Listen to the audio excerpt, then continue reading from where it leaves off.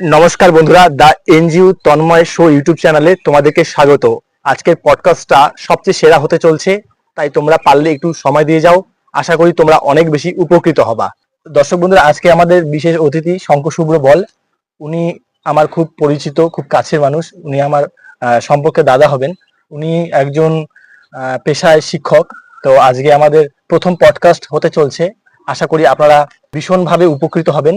ধৈর্য নিয়ে একটু আমাদের পডকাস্টটা দেখবেন, আশা করি খুব ভালো লাগবে। তো দাদা, আমি সরাসরি প্রশ্নে চলে আসি। আমি আমার দর্শক বন্ধুদের বেশি অপেক্ষা করাবো না। তো কিছু কিছু মানুষ অন্যের উন্নতি দেখে, অন্যের সফলতা দেখে হিংসা করে এবং অন্য মানুষকে ব্যর্থ হতে দেখে নিন্দা করে, সমালোচনা করে।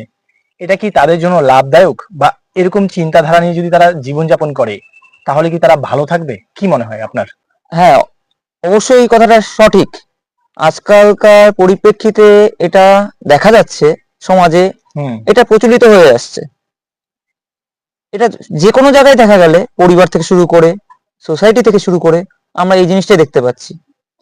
যখন কোনো লোক খুব উন্নতি করে, সামনাসামনি আমরা তাকে বাহবা প্রদান করি, বাহ খুব সুন্দর।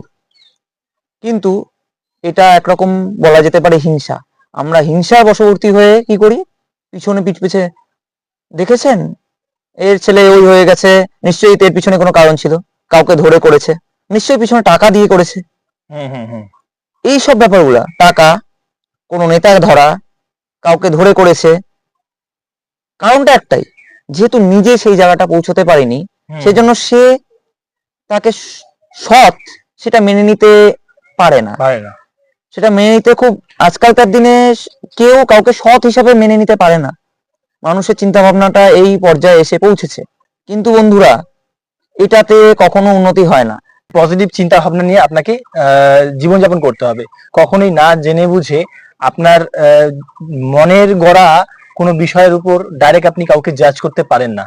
এটাই তো একদম প্র্যাকটিক্যাল। একদম একদম একদম। আর সবচেয়ে বড় কথা হচ্ছে, অধিকাংশ মানুষ মনে করে পরের ছেলে পরমানন্দ, যত গোল্লায় যাবে তত আনন্দ।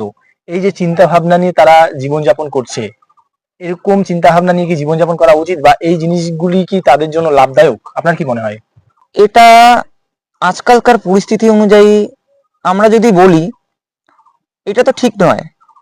কিন্তু কোনো কোনো ক্ষেত্রে আমাদেরকে এটা পারিপার্শ্বিক, মানে আংশিক ভাবে যদি ধরা যায়, হয়তোবা আমরা ডাইরেক্ট এই সম্বন্ধে আমরা করব না, কিন্তু কিছুক্ষণের জন্য আমরা অবজারভেশন রাখতে পারি যে সত্যি কি এটা হচ্ছে।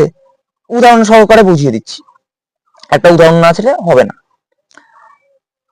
একটা ছেলে, সে হয়তো ভালো ছিল বা খারাপ ছিল, যেই হোক না কেন, আমরা দেখতে পাচ্ছি চোখের সামনে যে সে বিপথে চলে যাচ্ছে। সে আমার কেউ হয় না।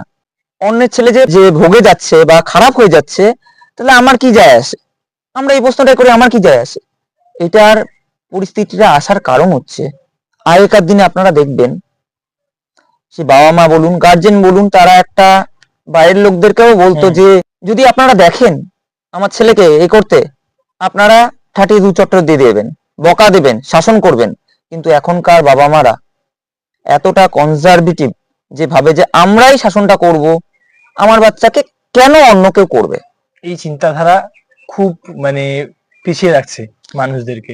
আর বাবা মাকে সবসময় ইন্সপায়ার করতে হবে ছেলে মেয়েকে, তুইও পারবি, অবশ্যই, তুই কেন পারবি না, তুই নিজের উপর বিশ্বাস রাখবি। সবসময় এই জিনিসটা সবসময় করতে হবে, কারণ বাবা মা যেটা বলবে সেটাকে তারা সত্যি বলে মানে নিবে। হ্যাঁ, অবশ্যই এটা এখনকার দিনে তো অবশ্যই প্রয়োজন।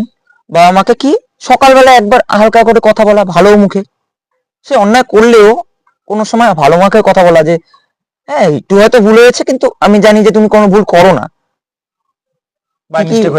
মিস্টেক হয়ে গেছে, আমি জানি তুমি ভুল করো না, আশা করি তোমরা এর থেকে অনেক ভালো করবে। আমরা একটা টার্গেট দিয়ে দিতে পারি, দেখি তো এটা পারো কিনা তোমরা, বাবা মা এটা দেখি তো তোমরা পারো কিনা।